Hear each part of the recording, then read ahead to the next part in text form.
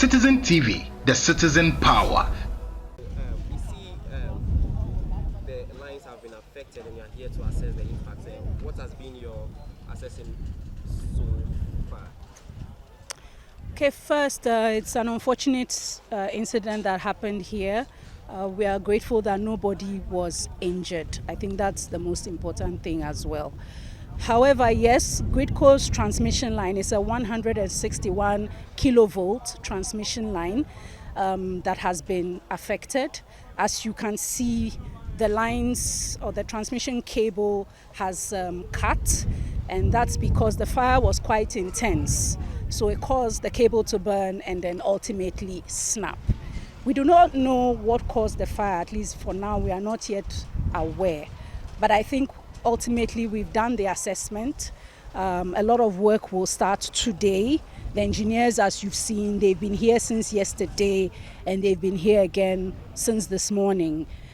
This line is out for now. This is the Achimota Accra Central transmission line. It connects to our bulk supply point at Accra Central. And so currently there is no power going through it because we have to isolate the line and ensure that the work can be done safely. We also need to protect life because, as you see, there are still people around here trying to gather the remains of what they may have lost or what they can salvage. And so to protect life and property, we've had to put out the line. Work will continue. We know that some areas in Accra have been affected as a result of the outage of the line because of the damage brought on by the fire. So we apologize to those without power at this time. The engineers are working, and hopefully by close of day today, they will be restored. So that is the preliminary assessment that we have. So the question people keep asking is that this is a place where residents are not supposed to be. Why have they been allowed to be here and this has happened?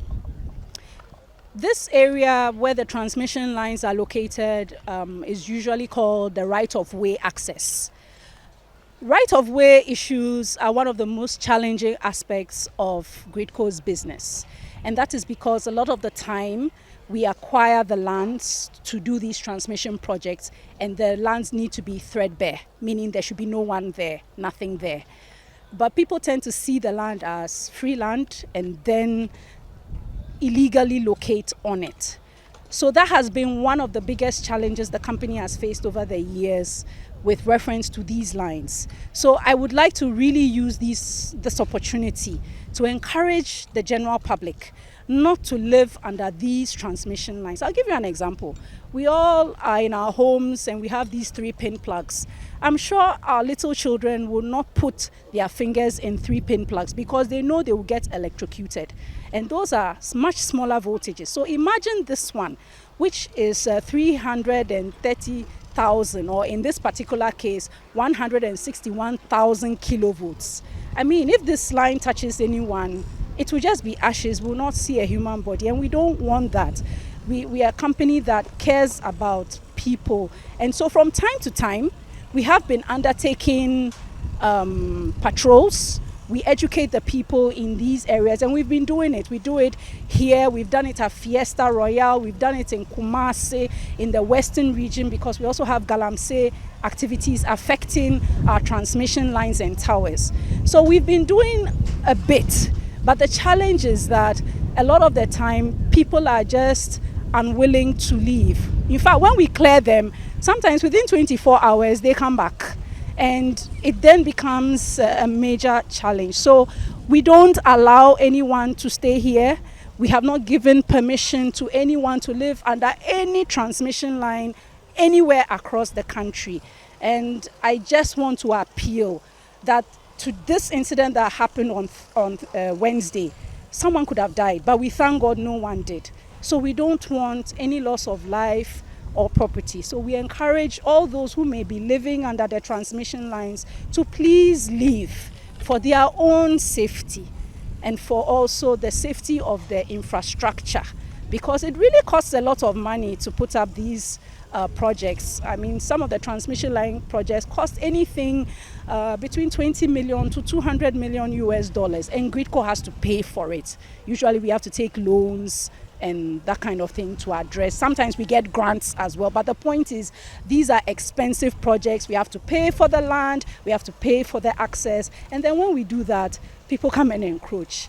It's a major challenge, but we continue to do our best. We have a right-of-way team that has been working to clear various areas in Ashaiman, East Legon, and the like. So it's job in progress, I must say. Wow. Well, job in progress, but people believe that you have been appealing over the years, they keep coming. Why not use force to evacuate them from this area? I think with force, we don't want to harm anyone. You know, sometimes when you use force, people can be harmed, and no one wants that. So I think the genuine feeling is we inform the people, we educate them, because even when we come to clear, we don't come today and come and clear. We come and inform that we are clearing and all that. There are other complicated issues which I don't think that is what today's conversation is for. Maybe at an appropriate date we can address those other issues. But I think for now the main thing is we have challenges here. People are doing welding business, charcoal business, they're selling food, they're doing repairs. It's not ideal, and it's not the kind of quality of life we would want for anyone. So we want to encourage those who live under the transmission lines to begin to make plans to leave so that they are safe. Citizen TV, the citizen power.